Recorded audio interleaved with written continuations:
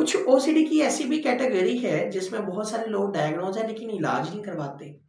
वो है sexual OCD. Sex से मुतल्लक ख्यालात आते हैं, बार बार आते हैं, और ये लोग अक्सर जो है ऐसी गंदी फिल्में देखने के आदी होते हैं, पॉर्न एडिक्टेड होते हैं। क्योंकि मैं अक्सर आर्टिकल पढ़ रहा था पिछले कुछ दिनों में, तो 2-3 ऐसे आर्टिकल मेरी नज़रों से गुजरे हैं जिसमें ये क्लियर कट उन आर्टिकल्स के अंदर मेंशन था कि जो लोग पॉर्न मूवीज के आदी होते हैं वो अक्सर ओसीडी का शिकार होते हैं, या वो लोग जो मास्टरबेट करते हैं या पॉर्न मूवीज देखने के बाद स्ट्रेस को रिलीज करने के लिए मास्टरबेशन करते हैं या सेक्सुअल इंटरकोर्स करते हैं, वो लोग ओसीडी का शिकार होते हैं। तो बहुत सारे लोग जिनको ओसीडी जो है वो सेक्सुअल कंटेंट से रिलेटेड है और वो किसी को नहीं बताते, हाइड करते, छुपाते हैं कि मेरे जहन में गंदी सोचें आती हैं, सेक्स से रिलेटेड ख्यालात आते हैं, बार बार आते हैं, और मैं इंसान मजबूर होकर गंदी फिल्में देखता हूँ। गंदी फिल्में देखने के बाद स्ट्रेस को रिलीज करता हूँ, स्ट्रेस को रिलीज करता हूँ तो फिर मजबूर हो जाता हूँ पॉर्न मूवीज देखने के लिए, गंदी फिल्में देखने के लिए, और मैं बार बार ये अमल कर रहा हूँ, बार बार रिपीट कर रहा हूँ, जिसकी वजह से हो ये रहा है उनकी पर्सनल लाइफ में डिस्टर्बेंस आ रही है, सोशल लाइफ में हो रही है डिस्टर्बेंस, ऑक्यूपेशनल में, एजुकेशनल लाइफ में, कि माइंड में सिर्फ एक ही चीज है, सेक्स सेक्स सेक्स, बस, इसके अलावा कुछ नहीं। और ये लोग जब साइकोलॉजिस्ट और साइकेट्रिस्ट के पास आते हैं ना, ये सिर्फ सेक्सुअल ओसीडी के साथ नहीं आते। याद रखें, हमारे यहाँ कल्चर के अंदर जो है ये फिनोमिना है कि जब तक पानी सर से ऊपर क्रॉस नहीं कर जाना, जब इसके अंदर पानी से टपना नहीं, तो किसी डॉक्टर को जाना नहीं। तो ये लोग भी ऐसे करते हैं, ये डिप्रेशन के साथ आते हैं,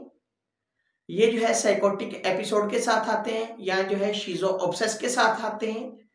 ये अकेले ओसीडी के साथ साइकोलॉजिस्ट साइकेट्रिस्ट के पास विजिट नहीं करते। ये लोग किसी को बताते ही नहीं है वो क्या कर रहे हैं, अकेले में बैठ के गंदी फिल्में देख रहे हैं, अकेले में बैठ के वो काम कर रहे हैं, या ये लोग जो है कुछ ऐसा इनसे एक्ट हो जाता है, वो जो कंटेंट उनके माइंड में चल रहा होता है ना,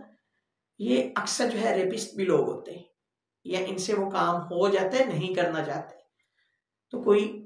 गुनाह कर बैठते हैं, कोई जुर्म कर बैठते हैं, और फिर उसके बाद जो है ये सिनेरियो पता चलता है कि ये लोग सेक्सुअल ओसीडी का शिकार थे। सेक्सुअल ओसीडी बहुत ज्यादा खतरनाक है,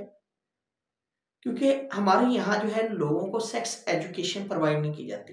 नहीं बताया जाता सेक्स क्या है। हमारे यहाँ पर सिर्फ यही जो है बताया जाता है कि सेक्स का मतलब ये है कि बुरा काम है, और ये वो लोग करते हैं जो शादीशुदा होते हैं और बच्चे पैदा होते हैं, बस, इसके अलावा कुछ नहीं बताया जाता। वो कहते हैं बड़े होंगे खुद ही सीख जाएंगे।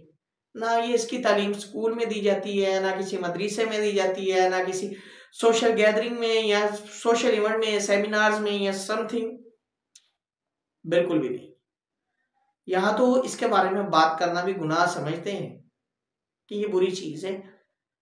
तो प्राइमरी नीड है सेक्स, इसको बताना चाहिए, और इसके ऊपर जो है डिफरेंट जो है वर्कशॉप्स होनी चाहिए, अवेयरनेस सेशंस होने चाहिए, ताकि लोगों को पता चले। सेक्सुअल ओसीडी, ओसीडी की एक ऐसी कैटेगरी है जिसमें मरीज जब इस थॉट पैटर्न का शिकार हो जाते हैं, ये जल्दी किसी डॉक्टर और साइकोलॉजिस्ट या साइकेट्रिस्ट के पास विजिट नहीं करते। ये उस इंटरेस्ट बेस्ड जो है मटेरियल को आइडेंटिफाई करते हैं, अपनी लाइफ का हिस्सा बनाते हैं, और फिर स्ट्रेस को रिलीज करने के लिए मास्टरबेशन करते हैं, जिसकी वजह से ये पोर्न के भी एडिक्ट हो जाते हैं, इनके गंदी फिल्में देखने के आदी हो जाते हैं, और इसके साथ साथ जो है मास्टरबेशन के भी आदी हो जाते हैं।